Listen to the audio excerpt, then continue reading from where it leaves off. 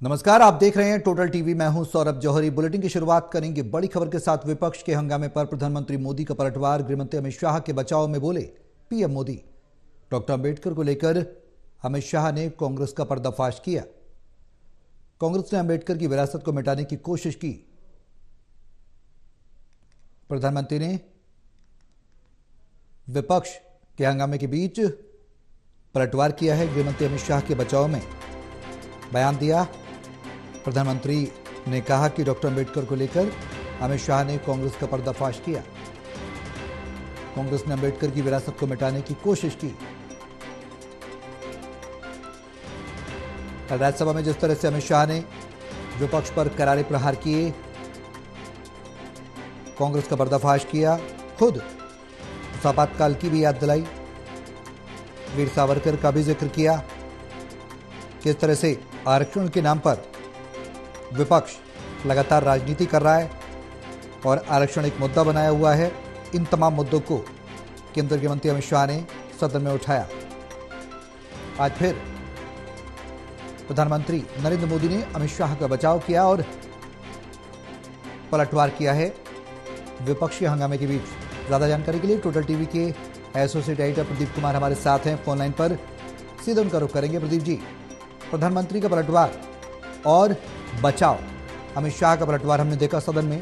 किस तरह से विपक्ष को लेकर हंगामे पर अमित शाह ने संविधान से चर्चा की शुरुआत की और उसके बाद आरक्षण के मुद्दे को भी छुआ, वीर सावरकर के मुद्दे को भी छुआ और किस किस तरह से कांग्रेस ने संविधान के साथ खिलवाड़ की, तमाम बातें उन्होंने सदन में रखी। प्रधानमंत्री ने भी पलटवार किया है।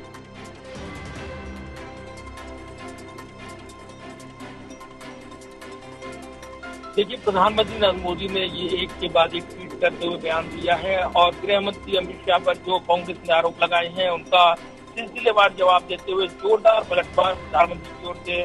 ऐसे वक्त जब संसद में घमासान देखने को मिला है, अंबेडकर के जो अपमान, सम्मान और इसके मुद्दे को लेकर जो भाषण चल रहा है गृह मंत्री अमित शाह का राज्यसभा में, जिसमें उन्होंने संविधान पर हुई चर्चा का जवाब देते हुए विपक्ष को जोरदार तरीके से घेरा।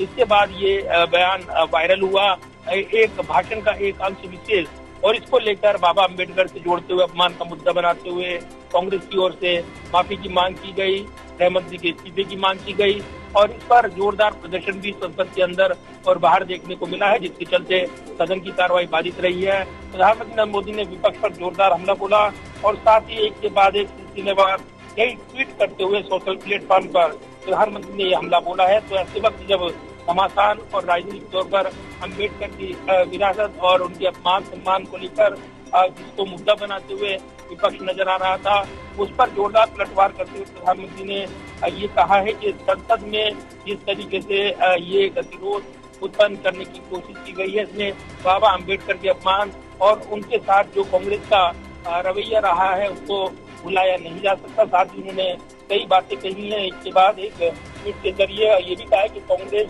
और उसका बेकार हो चुका तंत्र ये सोचता है कि उनके दुर्भाग्यपूर्ण झूठ, उनके कई सालों के कामों को, खासकर डॉक्टर अंबेडकर के प्रति उनके अपमान को छिपा सकते हैं, तो बहुत बड़ी गलतफहमी में है प्रधानमंत्री का ये बयान। और इसके बाद उन्होंने SC/ST के लिए कांग्रेस ने कुछ नहीं किया, ये आरोप उन्होंने लगाया है। साथ ही प्रधानमंत्री ने ये भी कहा है कि ये नाटकबाजी है। कांग्रेस इससे स्पष्ट रूप से जिस तरीके से उन पर घेरा गया और संसद में गृह मंत्री अमित शाह ने अंबेडकर का अपमान करने को लेकर SC/ST समुदाय की अनदेखी करने के कांग्रेस के काले इतिहास को उजागर किया, उसके बाद कांग्रेस ने ये आरोप लगाए हैं, वो सच्चाई जनता जानती है। तो एक के बाद एक कई ट्वीट करके प्रधानमंत्री ने ये हमला बोला है। प्रदीप जी, सदन के अंदर जिस तरीके से संविधान पर चर्चा हुई, कल हमने देखा केंद्रीय गृह मंत्री अमित शाह ने किस तरीके से पलटवार किया, आरक्षण के मुद्दे पर भी विपक्ष को घेरा, आरक्षण विरोधी बताया विपक्ष को, साथ ही संविधान को लेकर भी करारा जवाब दिया। अब सवाल ये कि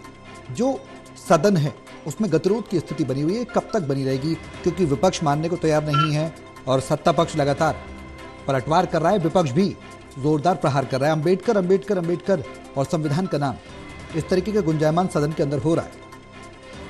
देखिए सौरभ, लोकसभा में संविधान पर चर्चा हुई, प्रधानमंत्री ने जवाब दिया, खूब पलटवार किया और उसके बाद राज्यसभा में इस चर्चा का जवाब, जो 2 दिन की चर्चा रही, इसका जवाब गृह मंत्री अमित शाह ने दिया था।